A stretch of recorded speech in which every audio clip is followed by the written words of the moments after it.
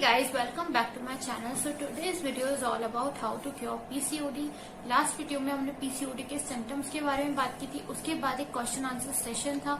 उसमें इतने ज्यादा आंसर नहीं दे सकती थी मैं आपको, इसलिए मैंने सोचा क्योर का जो है वीडियो लेके आऊं, जिसमें बहुत सारी चीजें ऐसी है जो आपको बहुत ज्यादा हेल्प करेंगी.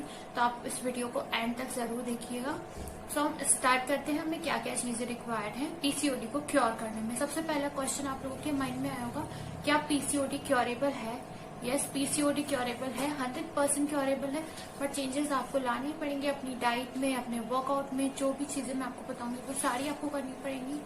उससे आपका पीसीओडी जो है धीरे धीरे क्योर होगा. एग्जैक्टली आपको पेशेंस रखना पड़ेगा. सबसे पहले हम स्टार्ट करते हैं डाइट से. आपको कैसी डाइट लेनी है वो मैं आपको सब बताऊंगी. आपका वर्कआउट, जो भी चीजें रिक्वायर्ड है पीसीओडी को क्योर करने में, वो सब इस वीडियो में होगी. तो आप इस वीडियो को एंड तक जरूर देखिए. अब डाइट हमें ऐसी लेनी है जिन फूड्स में ग्लाइकेमिक इंडेक्स लो हो.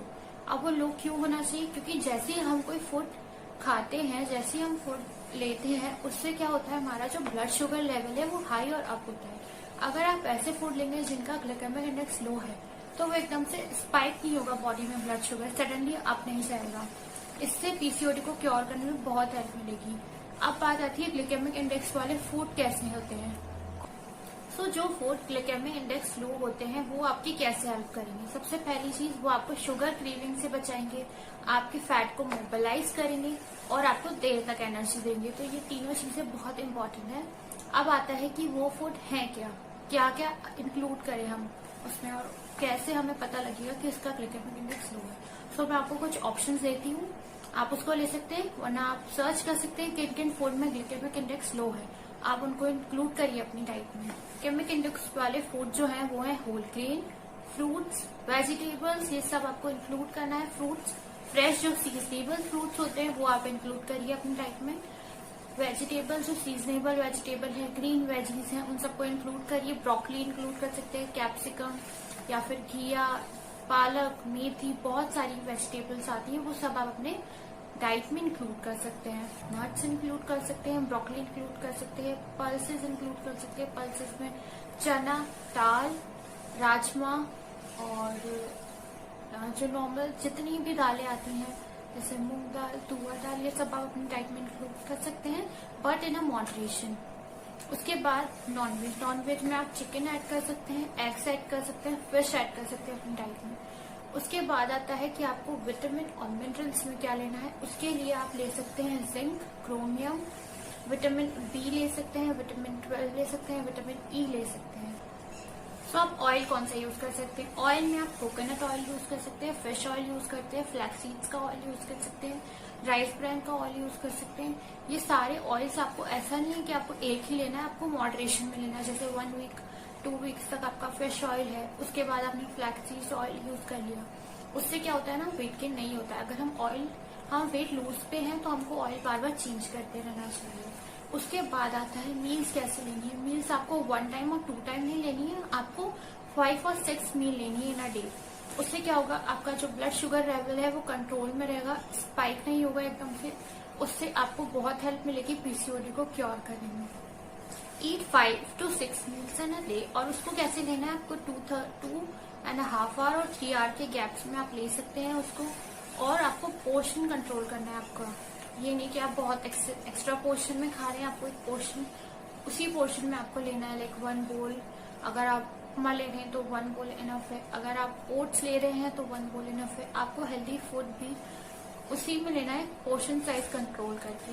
इसे जब भी आपको सोना है, मान लीजिए आप 10 PM आपका रूटीन रहता है आपका स्लिप का, तो उससे 2.5 आवर पहले आपका डिनर खत्म हो जाना चाहिए, ओवर हो जाना चाहिए. Avoid food that are overheated. Like आपको माइक्रोवेव में गर्म करके नहीं खाना है खाना. जैसे आपने थोड़ी देर पहले बनाया था और आप फिर उसको ओवर कुक कर रहे हैं, वापस से आप उसको ओवर हीट कर रहे हैं, तो वो नहीं करना है. और आपको जो सब्जियां हैं उनको भी ओवर कुक नहीं करना. और ऑयल कम यूज करना है आपको जब भी आप कुक कर रहे हैं. और यही है, आप उसको ओवर कुक ना करें. आप ऐसा नहीं कि आप सुबह का खाना शाम को खा रहे हैं, फ्रेश लीजिए. जो भी फूड आप डाइट में इंक्लूड कर रहे हैं वो सब फ्रेश होना चाहिए. अब है से नो टू डेयरी फूड्स हमें नहीं लेने हैं, जैसे मिल्क, कर्ड. आप होममेड कर्ड ले सकते हैं बट इन मॉडरेशन. क्योंकि जो बाहर की जो डेयरी प्रोडक्ट्स होते हैं वो प्रोसेस्ड होते हैं, वो अच्छे नहीं होते हैं हमारे लिए। स्पेशली पीसीओडी वालों को मिल्क भी सूट नहीं करता है। तो आप थोड़े टाइम के लिए अपना जो मिल्क है, आलमंड मिल्क, सोया मिल्क या फिर कोकोनट मिल्क पे आ जाइए। एक बार आप क्योर कर लीजिए, देन आप इसको स्टार्ट कर सकते हैं अपने नॉर्मल मिल्क को। उसके बाद आपको किस किस चीजों को नहीं लेना है, आपको प्रोसेस नहीं लेना है, आपको जंक नहीं लेना है।